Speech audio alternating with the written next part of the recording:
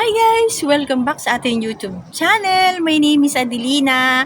So guys, baka bago po kayo sa aking channel, ay sana po huwag ninyong kalimutang mag-subscribe at i-hit din po ninyo ang bell button para po ma-notify po kayo kapag may bago tayong video.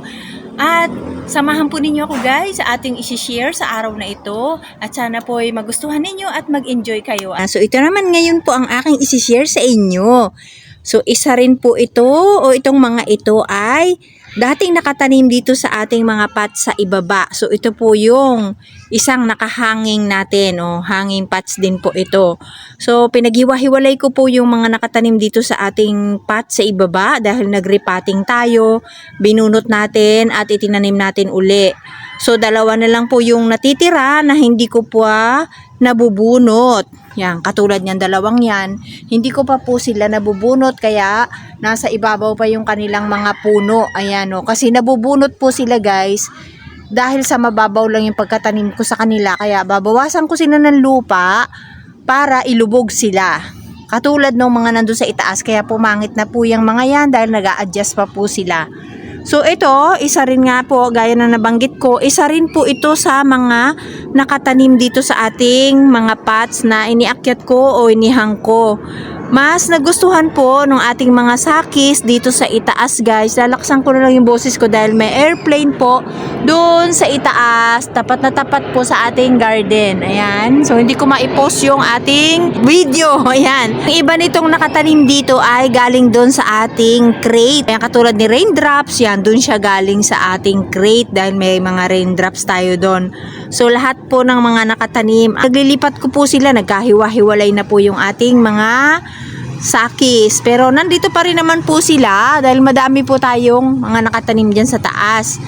So ayan, pinagsama-sama ko na rin po sila dito. Oh. Dito yung ating Graptopetalum Ellen. Ayan o, di ba po yung nakatanim dati dyan si Ellen sa baba. Marami nga lang po yan nung nasa ibaba siya. So, ayan. Kasi nag-adjust sila.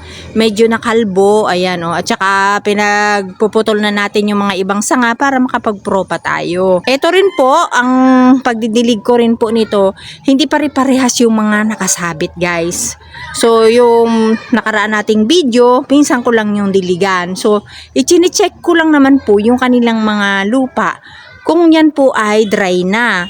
Sa katulad nitong ating mga nasa hanging pots, mas mabilis silang matuyo kasi nandun po sila sa itaas. Pero kahit po makaligtaan nating diligan sila, kahit dry na yung soil nila, hindi naman po sila basta-basta namamatay dahil sa iinom naman po itong mga ito ng tubig dun sa leaves nila sa pinakailalim. Kaya minsan may makikita tayong natutuyong dahon sa ilalim dahil kapag hindi natin siya kaagad na diligan o sila, ay doon po sila umiinom ng tubig sa kanilang mga dahon. Kaya walang problema po kung hindi natin sila madiligan. Tapos ang ginagamit ko lang pong soil dito sa ating mga sakis na ito ay yung regular soil lang po o yung ordinary soil. Wala po akong binibiling lupa para gamitin sa aking mga babies. Basta nanghihingi lang po ako ng lupa doon sa likod bahay ng ate ko kapag wala na akong gagamiting lupa. Pero lahat po itong mga lupa na ito ay regular soil. So kapag meron akong available na vermicast, saka ko lang po sila nilalagyan. At saka kapag itinanim ko lang tapos hindi na po nauulit na, lagyan ko uli sila ng vermicast. Isang beses lang. Ayan, basta ang napapansin ko sa ating mga sakis, gusto nila yung sikat ng araw. Kahit po maghapon sila na naiinitan, ay masaya po ang ating mga succulent. Katulad po dito sa aking garden, umaga pa lang po, makikita na ninyo dyan na sumisikat ang araw kapag umaga. Marami po tayong mga video na pinakita ko dyan na sumisikat po yung araw na naiinitan na po sila sa umaga pa lang. Mga 6 plus or 7 plus or 7, meron na po ditong araw. Kung wala pong puno dyan, mga 6 lang po o sumikat na yung araw, talagang meron na po ditong init ng araw. Pero dito sa side na to, hanggang 4 o'clock. Pero dito sa may kabila, hanggang 2:30 lang. Kaya po, magkaiba yung nasasagap nitong init. Kaya itong kalahati ng ating dito, ng ating plant rack, ang kalahati niyan 2:30 o 3 o'clock, wala na pong araw dito sa side na to. Tapos dito hanggang 4, naiinitan pa sila. Kaya po, iba-iba rin po yung naiinitan at hindi. Katulad dyan, naiinitan din sila hanggang 4. Ayan, dito sa side na to, hindi. Ayan. So, pero maganda pa rin po ito guys. Kasi ito, itong hawak kong ito is mga 3 o 2:30, wala na rin pong araw. Pero, kapag matindi po yung init, syempre po, kahit pa nalililiman to dahil may puno po dito sa may likod ko. Ayan na may mataas na puno at saka yung bubong ng bahay ng ate ko, nalililiman sila kaagad. Pero pag matindi po yung init ng araw ay nagkakaroon din po talaga sila ng kulay. Ayan, yung raindrops natin merong konting color. Ayan. Cute ng raindrops po. Yung maliit yung isa dyan. Ayun, nasa ilalim pala yung isang raindrops. Meron pa tayong ibang raindrops. Nagiwahiwalay ko na po sila kasi kapag ginulo ko yung aking mga plants, hindi ko na uli sila pinagsasama-sama. Kung ano yung madampot ko na itatanim ko, yun na lang po. Pero nag-o-okay naman po sila kahit po sila magkakasama. Katulad nitong mga ito, compatible naman po itong ating mga sakis guys. So, didiligan lang natin talaga sila kapag dry na yung kanilang soil. At yun nga, ang ating potting mix dito is regular lang na lupa. 70%, 30% na pamis. O yan lang po yung gamit natin. At hindi ko na po binabago. Dati guys, paiba-iba tayo ng soil mix. Kasi nagtatry tayo kung alin yung ikagaganda ng ating mga saki. So napansin ko na gusto naman nila yung aking huling ginawang potting mix. Yung 70% na soil at 30% na pamis. Basta mainit lang po. At ito ay madalas makaranas ng ulan ang ating mga succulent dito sa ating garden. So ayan po guys, ibinaba ko na. Kasi parang ang likot ng kamay ko. Para makita po ninyo yung mga nakatanim dito sa ating isang hanging pot. So nandyan si Ellen. Kahit po magkasama sila sa isang pot, pinaghiwalay ko pa rin. Naglagay ako doon sa kabila. Naglagay din ako dito sa kabila. Ayan Kahit po itong ating hanging pots, binawasan ko rin po ng soil kasi masyadong mabigat. Baka po bumagsak sila kaagad.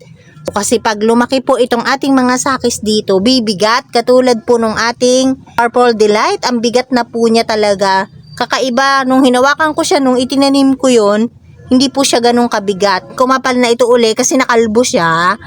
Ayan, bibigat naman to kasi madadagdagan siya ng dahon. Kaya lang guys, hindi na ninyo makikita yung gandang kulay ng ating sakis na ito kasi wala na pong araw dahil sa alas 5 na yata, kaya wala na po tayong araw guys. Kaya iba yung kulay ng pagbinidyo natin na merong araw kaysa po sa wala. Kasi parang patay yung kulay niya kapag wala tayong sikat ng araw. Ayan kasi pag maaga pa, maganda po yung kulay ng ating mga sakis dito kapag tinitingnan ko. Ayan Ayan guys. So, ang ganda ni raindrops dito guys. Nagkukulay na rin siya. Ayan. Ay, natamaan ko pala yung dahon. Naputol. Ay, kawawa naman.